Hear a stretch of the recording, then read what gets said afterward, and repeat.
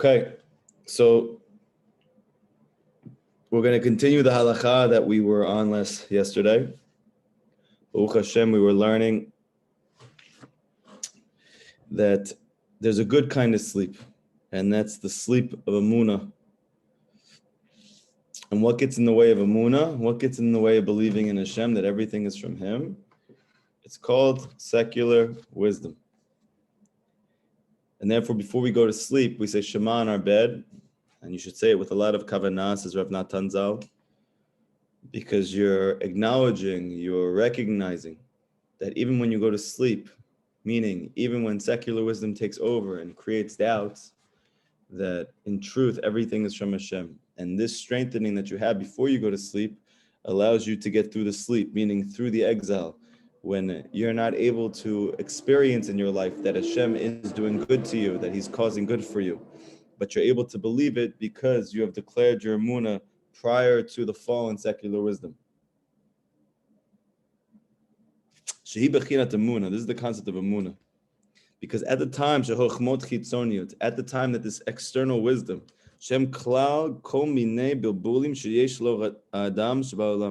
that they are the encompassment of all types of confusion that's to man in the world. So this is a very deep thing. Because Rav Natan is saying that what's the cause of people being confused? Why is it that right now in a time of COVID, when there's a virus, a pandemic that's sweeping over the world, that the economy is tanking, that everybody's not sure how we're going to continue, and then even when it ends, B'ezrat Hashem, what's life going to be like after that? For a lot of people, it's very scary. And also, you have people at home that they're not connected to something internal. They don't have an attachment or any type of union with something spiritual, something inner. So what happens when the physical world breaks down? What happens when everything external breaks down? It's confusing. You have nothing. It's very, very scary. And it's very empty. Now, where is it really all coming from? It's not coming from the virus that's causing you confusion. It's not coming from anything that's causing you confusion. It's coming from investment in external wisdom. Wisdom which only exists superficially, which only exists on the outside of reality. Like the peel to a fruit. You know, if we want to get to the ikar, why is Rabbi Nachman so against chokhmut chitzoniut? Why is he so against external wisdom or secular wisdom? Because the truth is that everything in this world has a fruit and a peel. So the good, what's nutritious, what helps you, what's healthy, and also what tastes good, is the fruit. The peel is only there to protect the fruit so that it can be eaten at the right time by the right person. In this mashal, how does that connect to external or secular wisdom? So in truth, wisdom itself is the greatest fruit. That the fruit which Adam and Chava ate in the garden, which was the beginning of the downfall of mankind, meaning that we went into exile, that our emunah went into exile, that our connection to an inner reality went into exile, is when they tasted the fruit. What was the fruit? It was a fruit of intellect. It was a fruit of wisdom. What type of wisdom did they eat from? They ate from the outside.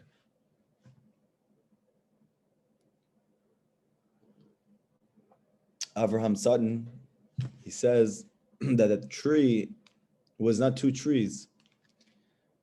There was not the tree of life and the tree of Da'at and Tov Ra, meaning the tree of life is the tree of Torah, of inner reality, right? It comes from the root word or, which means light. Light is always a revelation of Hashem, which is an inner reality.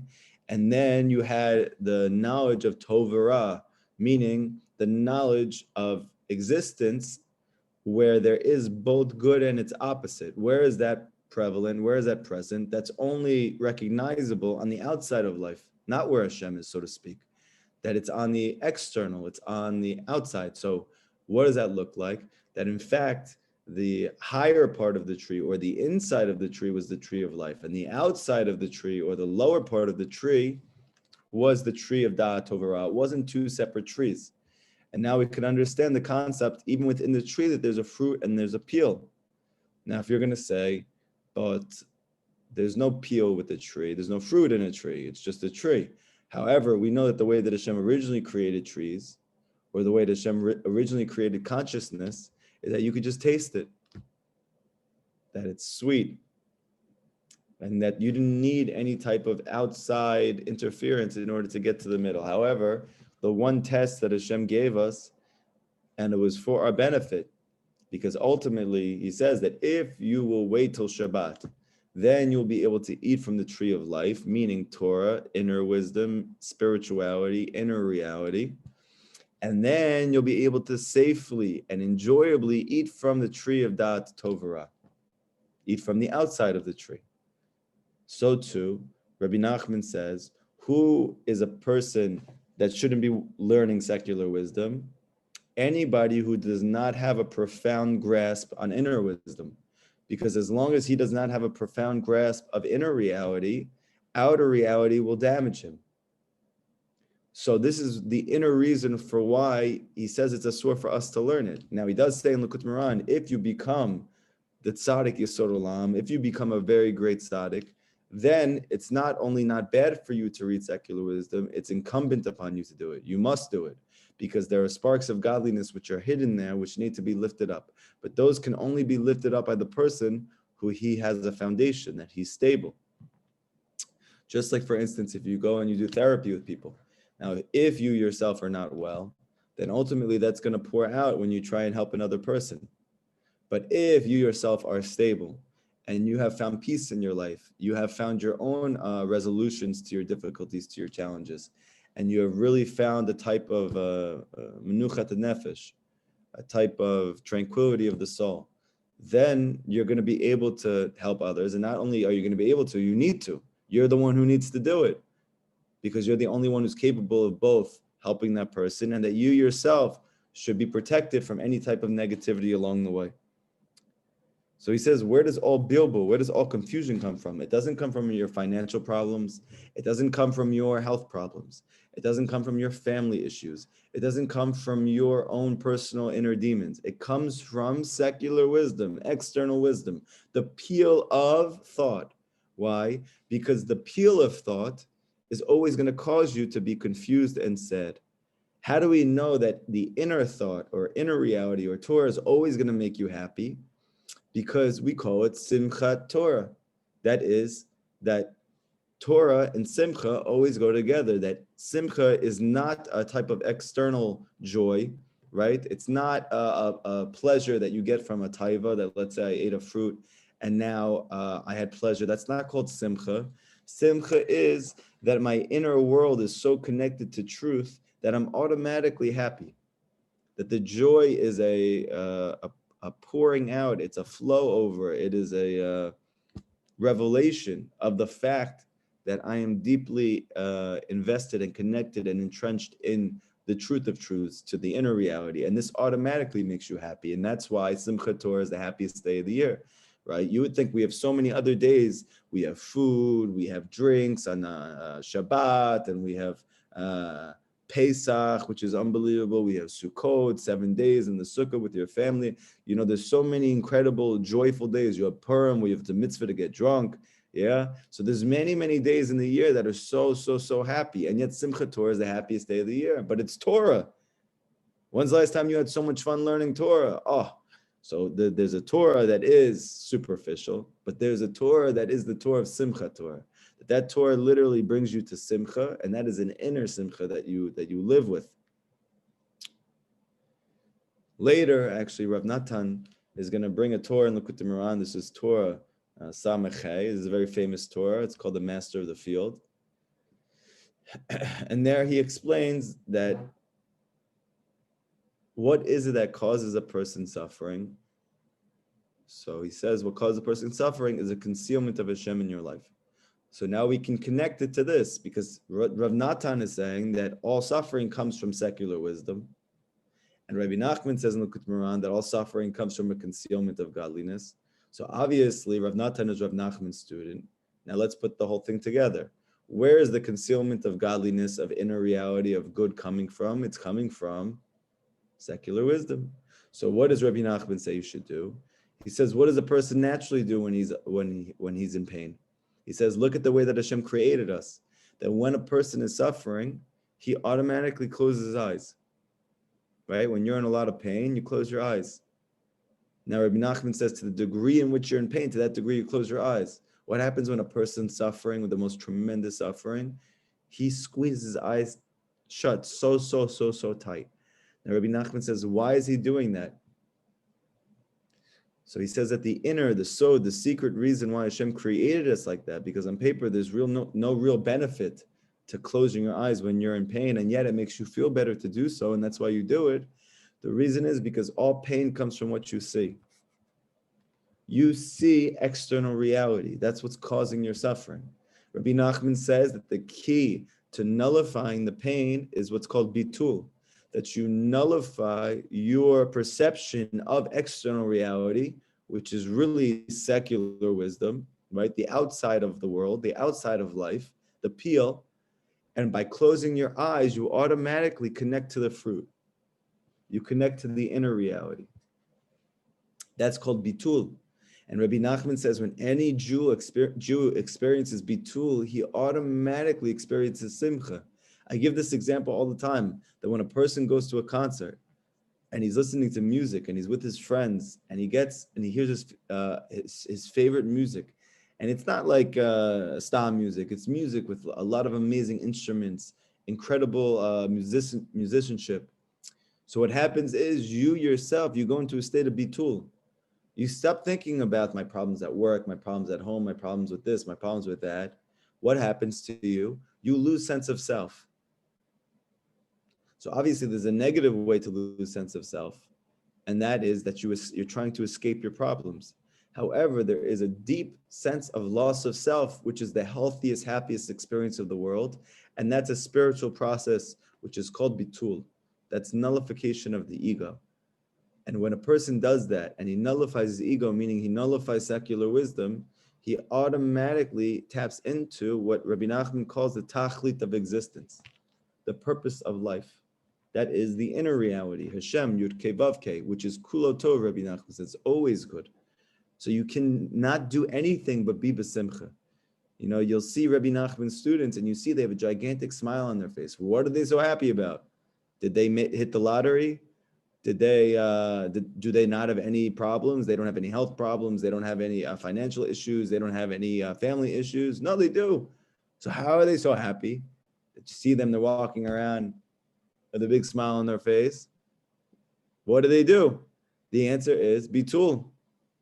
They're closing their eyes to the external world, and they're tapping into the inner world, the inner reality, which is called Torah, which is called the secret life of God. And when a person does this, he automatically becomes besimcha, because whenever you find the truth of truths, you're going to find happiness, which is simchat Torah. V'chol ha'machshavot ra'ot, and all negative thoughts, v'zarim, all foreign thoughts, v'hihurim, and all of these type of inner hihurim.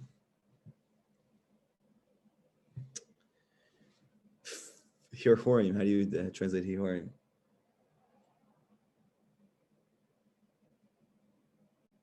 You're having like these inner pullings towards types of thinking. V'rayonim ra'im, all types of negativity in the mind of the intellect, in all realms of intellect, whether it's foreign thoughts, negative thinking, negative emotions, shekulam nimshachin, all of this is drawn bechina from klipot. How does Rav Natan know that it's drawn from the klipot? How did he learn that from Rabbi Nachman? How did Rabbi Nachman know that any time that you experience negative thoughts, it's coming from klipot? Because like we just said, that whenever a person has Hashem in his life, meaning not just in general that I know that Hashem exists, but I am nullified to the reality that Ein Od Milvado, there's nothing else besides Hashem, which is not called secular wisdom. That's called the inner reality. That's called Torah. That Eitz Chaim, that the tree of life, it's life for anyone who holds on to it, meaning anyone who's nullified to that inner reality. So automatically he has broken through the klipot. So now he has good thoughts, because automatically he's going to be happy. But if he's having negative thoughts, it means he is connected at that moment to the klipot. These are the external reality. Shehem arba malchiot. And these are the four kingdoms. That is Bavel, Paras, Yavan, and Edom, meaning Babylon, Persia, Greece, and Rome, which we know are not just physical realities. They weren't just physical nations. They were revelations of inner spiritual realities that took the form of the shape of a nation. This is the deeper reason why those four nations were all different. Why did they all, so to speak, have a different thing? That Rome was just brutal physicality, that Greece had a very deep connection and affinity for wisdom, for beauty, and it goes so on and so forth. The reason is because they are actually manifestations of different levels of klipot. That it says in the Zohar, in the Matok Midvash, the explanation or the commentary in the Zohar, that they're each connected to different sfirot. That the Edom is connected to Malchut, which is connected to the lowest level of physical reality. And that's the one that we're in the exile the longest in. It's been 2,000 years in that exile because physical reality is the one that you get stuck the most in. It traps you the most. This is why Esav is red, because the physical world is physical. It's connected to Dam, it's connected to blood. So too, we had Yavan. Yavan, Greece, is connected, says the Zohar, to Tiferet. What was Tiferet? Beauty. What was Greece's whole thing? Beauty. And also wisdom. Just like Yaakov, give emet to Yaakov, give truth to Yaakov. So this is connected to Greece, and so on and so forth. That really these physical nations were revelations or manifestations of high spiritual realities, but the negative form of that reality. That instead of the Malchut of Kedusha, right, which is called David HaMelech, which is called Mashiach, which is called David, you have Esav, who's the negative version of him. It is the Klipa version of David is called Esav.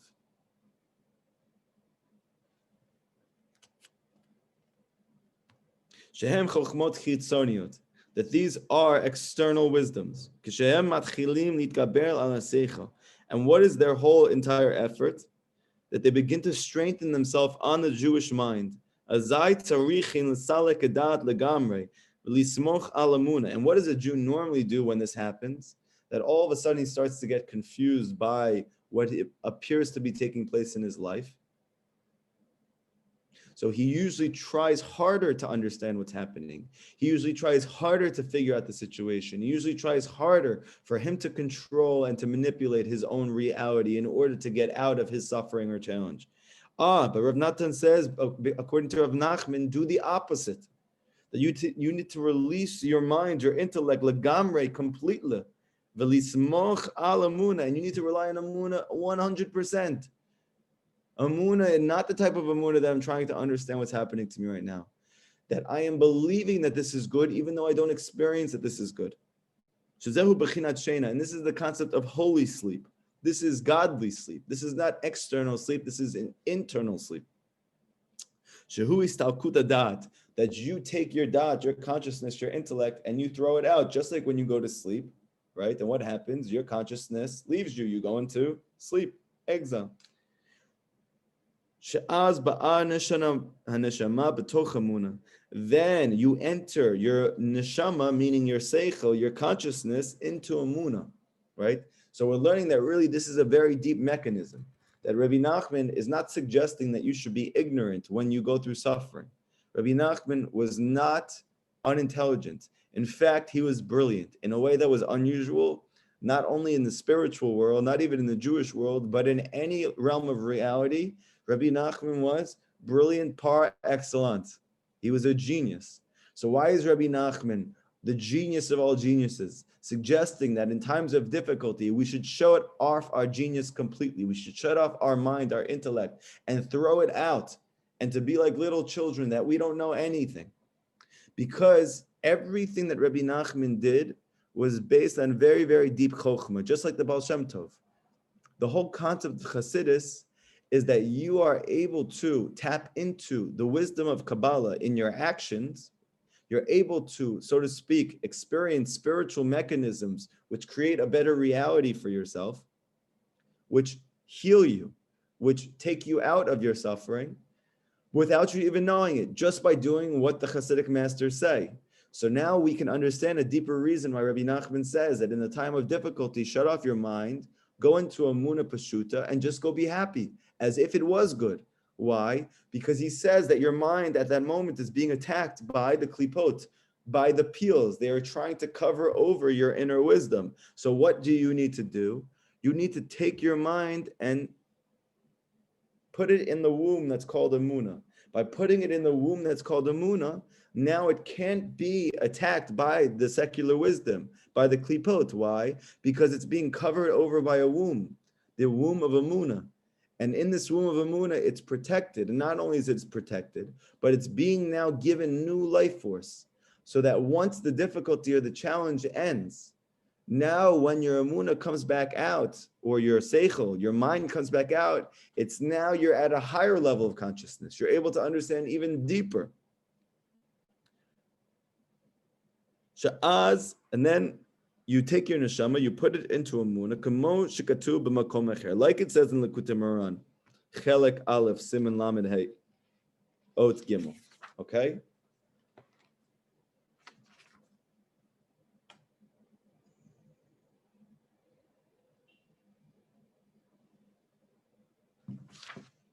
And even though even though that the sleep is very good,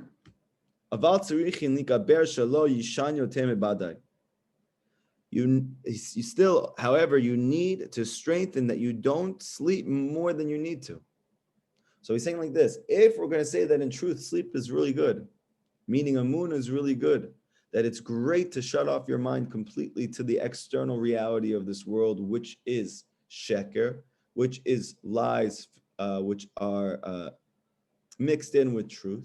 But because of the mixture, this is what's causing the suffering and the confusion, and you don't know what's what. And therefore, if you invest in a false reality, you're automatically, says Rabbi Nachman, you're going to become sad. So maybe we should just put our mind into Amuna all the time, that we should never have a time that we leave that place. We should always, so to speak, be sleeping the sleep of holiness.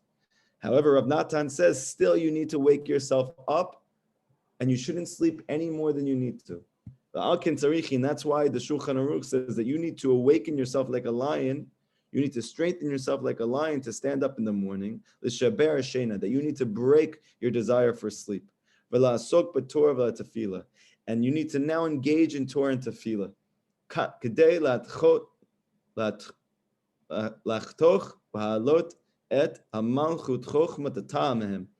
In order that you should remove and to ascend the Malchut Chochmat HaTamehem. Because what's happening is like this. When you're going to sleep, when you take your mind and you put into Amuna, so the Sitra Achra, these four kingdoms, these four levels of influence which are trying to cover over your God consciousness, your spiritual inner connection to reality. So when you're sleeping, they're still hovering over there. So, but now that you have renewed strength, now you need to wake up yourself from your sleep and you need to slay them. How do you slay them? Torah and Tefillah. By praying and learning, praying and learning, praying and learning, right? Rabbi Nachman famously said that the Mitnagdim, that those who are against Chassidut, those who are against teaching the inner reality of Torah to the Jewish people, to the world, they would say, learn, learn, learn. Their whole entire ikar of connection to Hashem was in the form of learning Torah. And the Chassidim, they said, pray, pray, pray. Right? The students of Baal Shem Tov, the holy Chassidic masters, they taught their students that the ikar is tefillah. Rabbi Nachman said, but I'm different than all, because I say pray, learn, pray. What is he saying? What's the chiddush there? It's not a chiddush. We know, everybody knows to pray and to learn. What do you mean? We have Shachar, Mincha, Arvit, right? The three prayers in the day, and we know we're supposed to learn in the morning, learn at night. Okay, great. Everybody says this. No, but he's saying that they hold it's an ikar to learn Torah, and that tefillah is tofel, meaning I have to go pray, but it's not the ikar. This is not my whole entire what I'm bound up with in order to get close to Hashem. That comes through the realm of Torah learning. And the Chassidim, they say, no, the closeness to Hashem comes through ikar, is through tefillah, right? And then we have to learn Torah as well to know what to do. However, Rabbi Nachman says no, that men and women are equal. It's not a new wave phenomenon. It's not a feminist movement. That in truth, who was the first one to say that men and women are equal? Meaning that Torah and Tefillah, Torah being the male wisdom, Tefillah being the spiritual wisdom or the spiritual consciousness, that they're equal. Rabbi Nachman said, he says that the Geula is going to come when men and women are equal. Oh, you see that this was a movement that was started 200 years ago by a Hasidic Rebbe in Breslov. And nobody knew him at the time, except for his hundreds of students. And he says in the seventh Torah of Likutey Halachot, when is the Geula going to come? When men and women are equal. B'ezrat Hashem, we're going to do that Torah soon together. Meaning, when you hold that Torah and Tefillah are equally ikar. That when the Jewish people realize that one is not more important than the other, that you should not invest more time in one than the other, but that you should realize that they are a harmony, that they are a synergy, that to the degree in which that you have attached yourself to both Torah and Tefillah, that you take them both as seriously, that you realize that they're equally essential, to that degree you're going to experience your own personal Geula. To that degree, you're also going to experience your collective Geula. Many people come to me all the time and they ask me, what's the first thing I should do? You know, according to Rabbi Nachman, what is going to help me the most? I heard I should be doing Tikkun Klali. Another person told me I should be doing Hibodedut. Another person told me I should learn the Likutey Halachot. Another person said I should do this, X, Y, and Z. And obviously, you have many pieces of suggestions from different people. However, for me, it is as clear as day. And it's based on something Rabbi Nachman says himself, but I've seen it as a living reality, that the proof is in the pudding. Any person that he learns Rabbi Nachman's Torah every day without fail, and he does 1 hour of Hibodedut, meaning he talks to Hashem for an hour a day like Hashem is his best friend, he will achieve personal Geula in his life. Anybody. They say, but somebody told me I should just go to the mikveh and do Tikkun Klali. Okay, that's great. And even though Rabbi Nachman says you should do Tikkun Klali, and even though he says it's a general remedy for everything, and even though the mikveh is a huge deal and it's very, very good for you, Rabbi Nachman only talked about the mikveh in 2 different Torahs in the Likutey Halachot. Rabbi Nachman only spoke about Tikkun Klali in 2 different Torahs in the Likutey Halachot, whatever it was, only a couple times. How often did Rabbi Nachman speak about Hibodedut? He spoke about it over and over and over and over and over. How often did Rabbi Nachman say that you need to learn Torah b'koach, that you need to learn Torah when it's difficult, that you need to learn Torah b'simcha, that you need to learn Torah that gives you life? All the time. Yeah, what happens to us? This is also, so to speak, that there's a klipa of Rabbi Nachman's wisdom as well, that we will take what we want.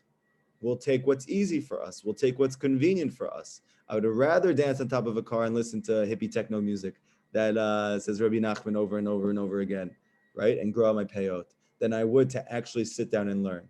I would rather go to my friend's house and go do Malava Malka and listen to music and drink, and be happy, and therefore I'm being besimcha, than I would to actually do an hour of Hibodedut. However, Rabbi Nachman says not like that. Rabbi Nachman says, when is your Geula going to come? When man and woman is equal for you. When the male and female aspect of your spirituality, meaning that you take learning Torah and you take your personal tefillah equally seriously. That would be that I learn Rabbeinu's Torah every day. I have a time every day I learn Rabbeinu's Torah, and I have a time that I do Hibodedut, meaning I pray to Hashem, I talk to Hashem about everything in my life, including and most importantly, taking the Torah that I learned and turning it into my own personal prayer. Like for instance, if you listen to this class, something resonates with you. Either you have experienced it before and you want to experience it again, or you never experienced it, but you're resonating with what we're saying is true and you want to experience it. So turn it into your own prayer. Say, Hashem, I want to experience this in my life. Rabbi Nachman says that this is what I could look forward to, but I've never had this and I would love to have this. And Rabbi Nachman says, this is so important for me, so I want to, because I want to be better. I want to be happier. I want to be more connected to you. I don't want to be suffering. I don't want to be struggling. I don't want to be failing. I want to succeed. So turn it into your own heartfelt prayer, whatever that means for you, right? And I've seen this over and over and over again, Every person that every day he doesn't give up Torah of Rabbeinu, and he does Hibodedut every day, he will ultimately come to the mikveh. He will ultimately come to Tikkun HaKlali. He's ultimately going to come to learning Gemara. He's ultimately going to come to praying Shachrit, Mincha, and Arvit with Kavanah. All of these things, which are essential, but they're the result of these two primary things.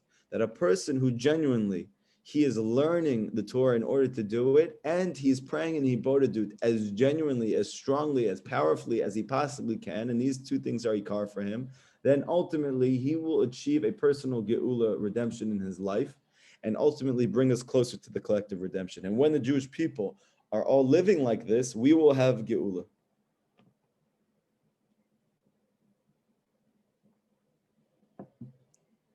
So you ultimately, even though sleep is good, meaning that I have bittul, I nullify myself to my life, I nullify myself to Eino Mivado, everything is from Hashem. Ultimately, you need to wake up from sleep and learn and pray.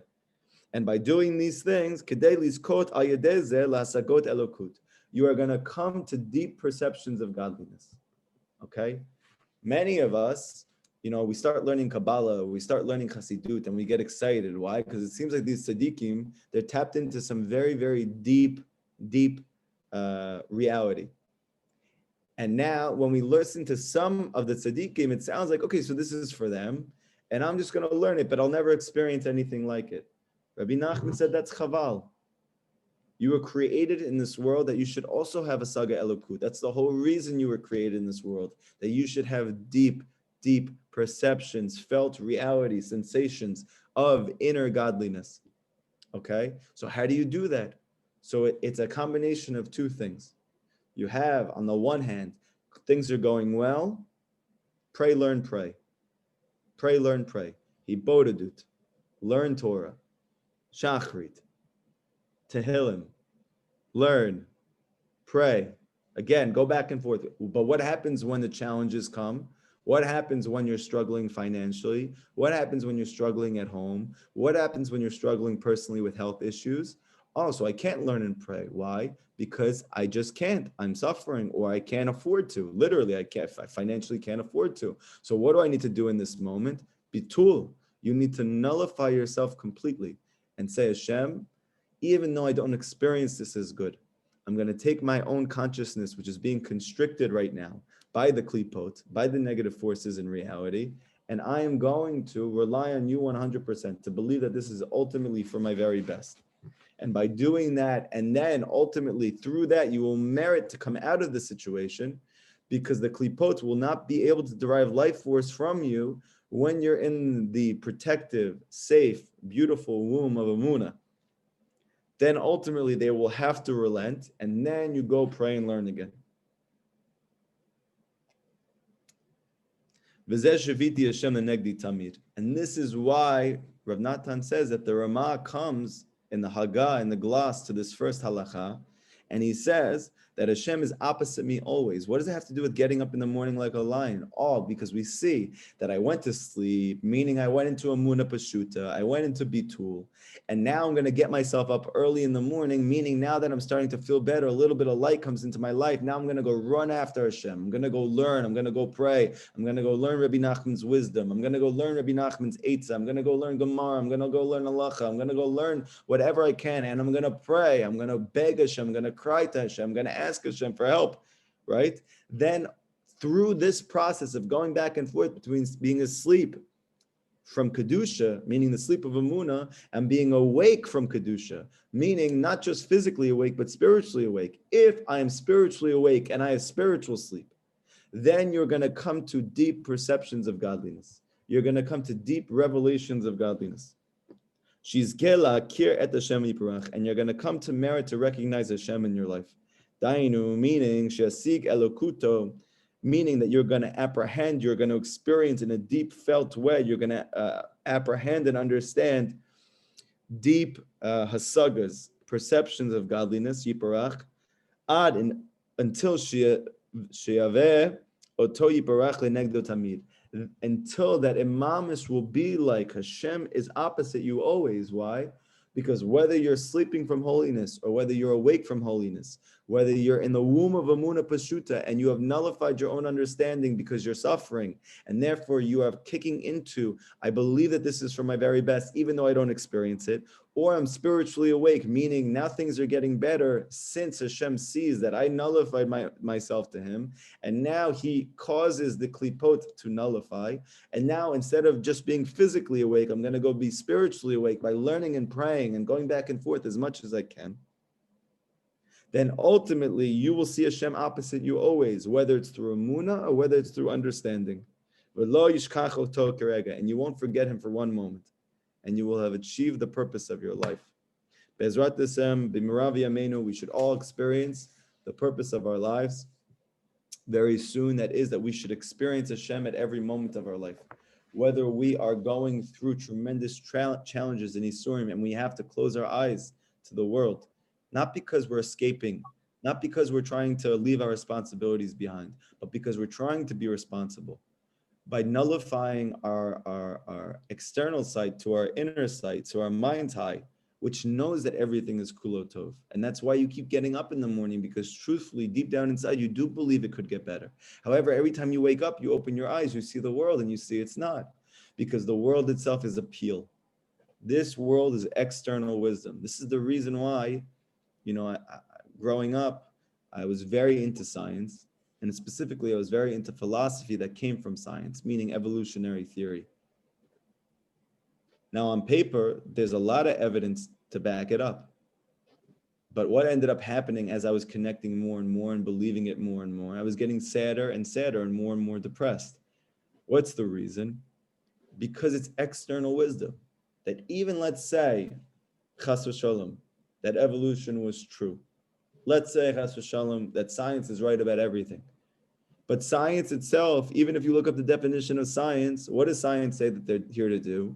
They are here to examine, to research, to recognize reality according to our five senses, meaning what we see, what we hear, what we smell, what we taste, and what we can touch. And science itself says we do not investigate anything which we can't do with these five senses. But comes Chassidut and Kabbalah to say, yeah, but your senses are limited. It's very, very arrogant to come and say that only the things that I can see, hear, feel, taste, and touch are real. And anything that I, as a human being, can't do, it means that there's no such thing. That's ridiculous. Even a person, if you were to just think about it for a second, he could understand that he's limited. And if I'm limited, that means that my perceptions are limited.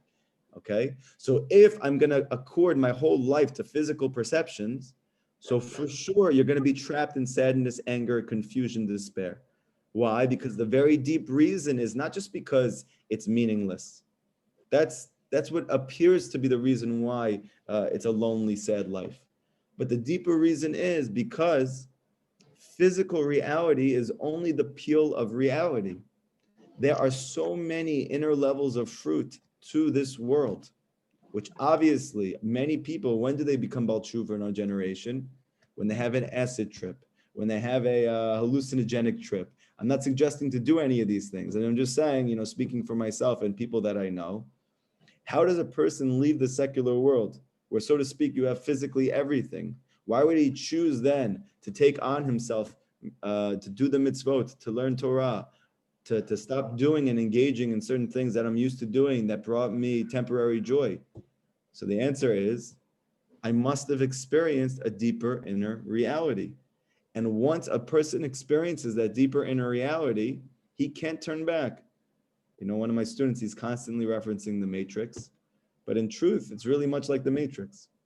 When a person tastes the Torah of Rabbi Nachman ben Fega, and this is the benefit of his Torah, that in our generation, you don't need chas v'shalom to overdose or to have a chance of having something horrible happen to you by taking some type of mind-altering substance. You can take the mind-altering substance of Rabbi Nachman's Chassidut, and by learning Rabbi Nachman's Torah, you will still experience that same bitul. You will experience that same high, but it won't be destroying your mind and eating away at your brain and causing lifelong health issues. it will actually increase your capacity for thinking, for understanding, for feeling, for health, for happiness, for joy, for peace. And you won't lose out, because why? You will tap into that deeper reality. And once you're hit by Hasidus, once you're hit by the inner reality, the fruit of life, automatically a Jew will have a hard time going back. Why? Because external life is hard, not just hard, it's brutal, not just brutal, it causes tremendous confusion and suffering. So Bezrat Hashem, we should all take upon ourselves to make that men and women should be equal. Not the same. They're not the same, but they're equal. What does it mean that they're equal? That for you in your personal life, that the two most important things to you in terms of you're trying to connect to Hashem is Torah and Tefillah. Rav, Learning and praying, learning and praying. We have questions. Rav David, Wait, like, before you have a question, David, 1 second. I just want to make a quick announcement and then we'll go to your question, okay? yeah, Thank you.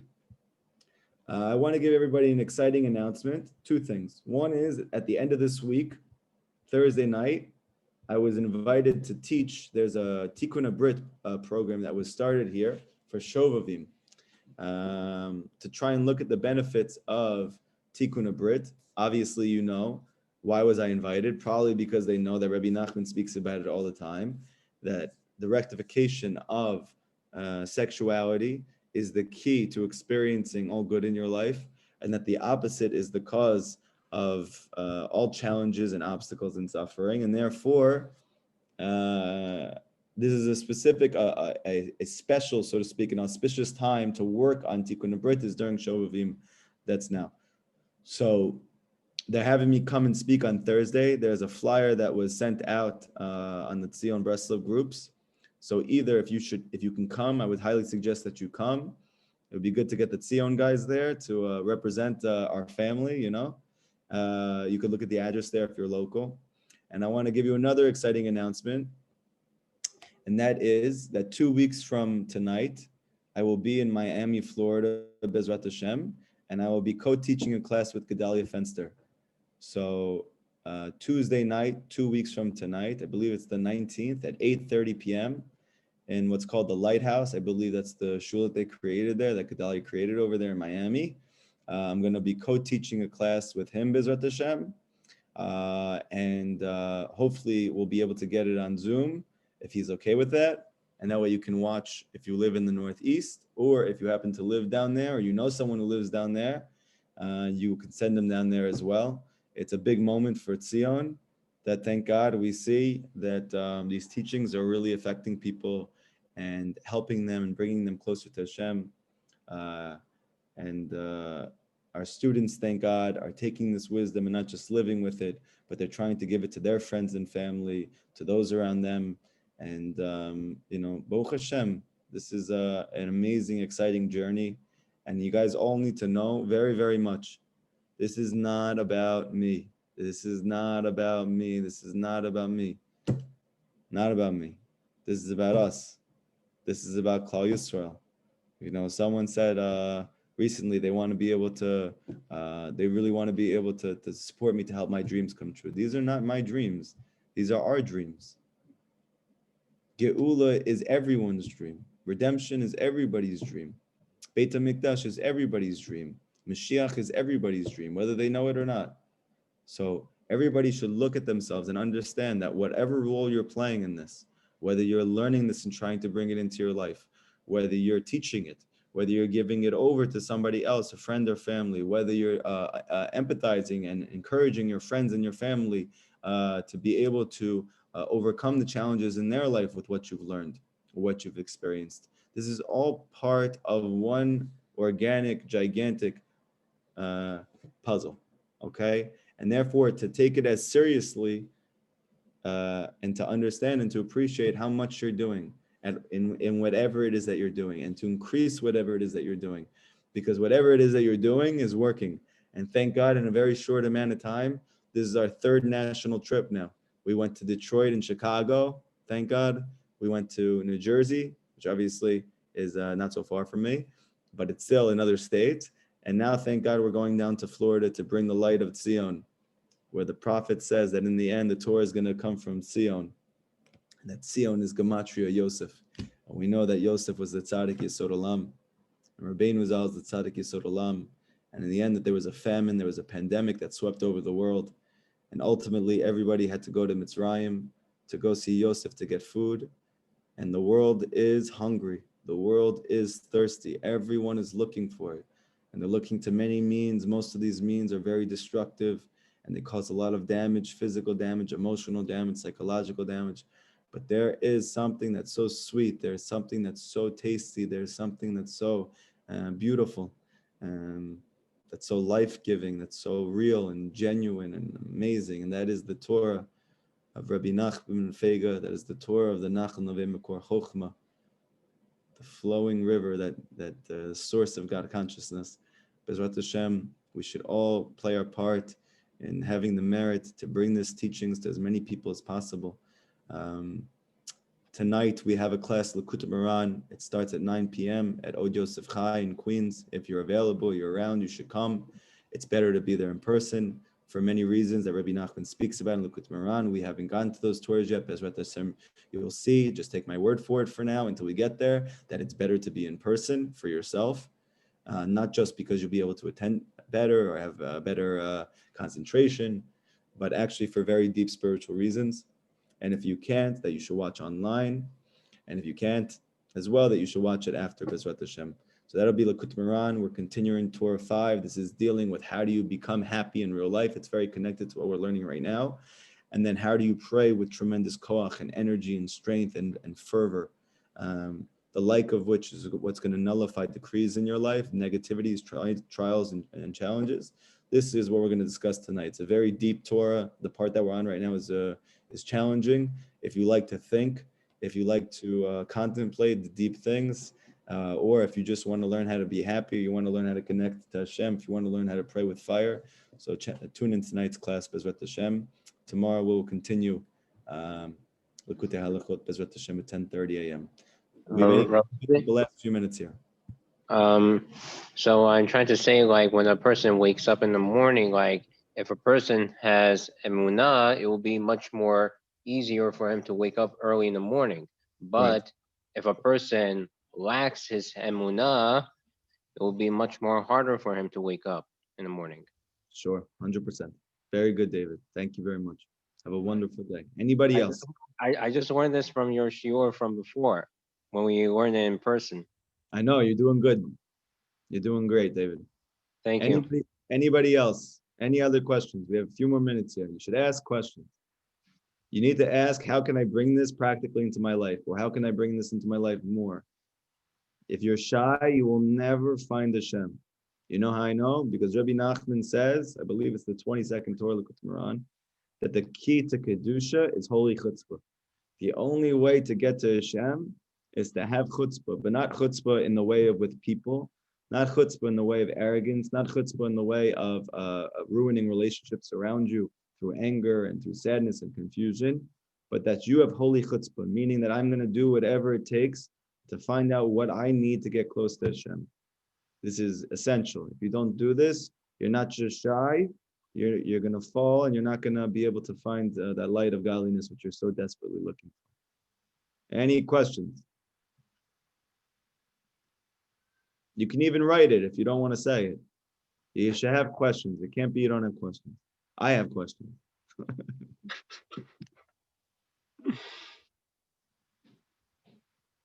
Nothing? Are you guys all eating like bagels and eggs and cheese right now or something? Come on. One more minute. Somebody, anybody. Ask me anything. My favorite color. I got a question. Blue. It's blue. Yeah, go ahead. Did Rabbeinu have students that were from the secular world? Like, did people follow Rabbeinu even though they may not have been a part of Kol Yisrael? So he had secular Jewish students. He didn't. I don't know if he had non-Jewish students, although I'm sure he wouldn't have been opposed to it because he was very strong in his belief that the Geula is going to come in the merit of the Gerim. I mean, the Gemara says this, the Midrash says this, but he himself was very encouraging of it. That in the times of Mashiach, before it happens, there's going to be a lot of people who are coming back, even that are not Bali Tshuva, not secular Jews, but even secular non-Jews. But Rabbi Nachman for sure had secular Jewish students when he was alive. And there's famous stories, especially about the end of his life, when he was in Uman. He had certain students there who were actually very wealthy, very, very, very secular Jews who did not believe at all, so to speak, in the Torah or in observance of the Torah. And they were very, very fond of Rabbi Nachman. And they themselves said that if he would have lived longer, they would have done tshuva. So the answer to your question is yes, he had secular students. A follow-up question, Ron. Sure. So with the proper application of this ointment, if you will, to those in our lives who may be around us, who may not have a base or a yesod for the understanding of Hasidus, the Rav's Hasidus, how do you apply that? Like, what do you, like, at a very infant level, like, how do you without confusing someone or make them understand, how do you apply this to people that are around us that are suffering, that need it? Sure. So there's a few things that you could do. Rabbi Nachman was actually very well aware of this, and he says that it's natural and it's normal that people are holding at different levels, and the whole essence of the tzaddik is he's able to hit everybody at their own level, right? There was a point where Rabbi Nachman said, "Oh, you're not going to listen to my Torah, so I'm going to have to start telling stories." Now this was much deeper than it sounded like, because really these stories were that what is Torah? It's light. Consciousness is light. So if a person doesn't have vessels for the light, it's not going to help him. That's the reason why he says, I don't want it. It's not because he's not actually interested. It's because he doesn't have vessels for it. So it's not soothing him. It's not making him feel better. It's not connecting to him, resonating with him. So what would you need to do? You need to give him ability to handle that light. So you need to enclose that light even more. And this Rabbi Nachman did in the form of stories. So one thing that you could do is you can just share Rabbi Nachman's stories. No matter where a person's holding in their life, no matter their level of spirituality or not the level of spirituality, their knowledge of Hasidus, or if they have no knowledge of Hasidus, anybody who will read the story of the Lost Princess will resonate, because it's the story of every human being in this world. And that itself, in a very deep way, what Rabbi Nachman did is he, so to speak, by he taking this very deep knowledge that he had, this deep light, and enclosing it in stories, it's almost like seed. So when you take that seed, you give it to somebody else, you give them this story, and all of a sudden they go, oh, wow, this really resonates with me. Even though you would think, well, there's nothing practical coming out of there, you don't realize that what you have just done is you planted a seed of godliness into this person, which later on will germinate and turn into a question, will turn into a rutzon for something more. Also, Rabbi Nachman famously, which very much fits in now with our generation, with our very short attention spans, is he created a lot of aphorisms. What's an aphorism? He would take very, very deep concepts and he would make little catchy, like one-liners, right? And these catchy one-liners, even though they don't seem to be so deep, or they don't seem to be so captivating or so life-changing, in fact, these little one-liners also have tremendous chokhmah in them, because sometimes it's all a person can handle. But for that person, that might be a lot of light. That if you tell a person one of, so to speak, Rabbi Nachman's famous statements, that this whole world is a very narrow bridge, the main thing is not to be afraid. You would be surprised how that one line could help a person. Because in truth, there's very deep wisdom which is placed in that. So for people who are very, very, very far, even starting them with something like that, or even like Rabbi Nachman speaks about different concepts in physicality. Like for instance, he talks about how the light of the sun, right? The sun is very far away. Yeah. But it's huge. But if, so to speak, your hand is over your eye, even though the sun is much bigger than your hand, you can't see the sun. You can't see the whole world. Why? If you just put a quarter over your eye, You won't be able to see anything. What's bigger, the sun or a quarter? Sun. What's bigger, the galaxy or the quarter? The galaxy. What's bigger? And you keep going further and further. And yet the only thing you could see is your finger. So that's going to be interesting to a person who doesn't know anything. What's the point? They're going to ask you, and you'll tell them that this is the physical world. That the physical world, even though it's all that you see, there's actually still, if you could just somehow remove that finger for a moment, you'll be able to see a whole big, gigantic, beautiful world. This is something that anybody would connect to. Toda Rabbah. Bakasha. Any last questions before we hang up? Rav David, did you see what I sent you earlier today by Rav Tomer Zino? Yes, I didn't get a chance to listen to it yet. Bezrat Hashem, I will. About One second, David. I just want to see if anybody else has any other questions. Okay. Okay, everybody, have a great day. And by the way, just since I already have you on the phone, I happen to be spinning this in my hand. Ravadi Yosef says, let's say, for instance, you're not using your tzitzit anymore, and you want to, or they're pasul, meaning they got cut or something. So what do you do with them? So use them as a bookmark, okay? Once the tzitzit come off of the actual talit, whether it's a katan or gadol, it has no inherent kedusha anymore. But it was used for kedusha at one point. So what's the best thing to do? Use it for a bookmark. Bezrat Hashem, you should use this. You should stick this into your Likutey Moran, Bezrat Hashem, to your Likutey Halachot, and it should bring you tremendous bracha, blessing in your life. Everybody have an amazing day.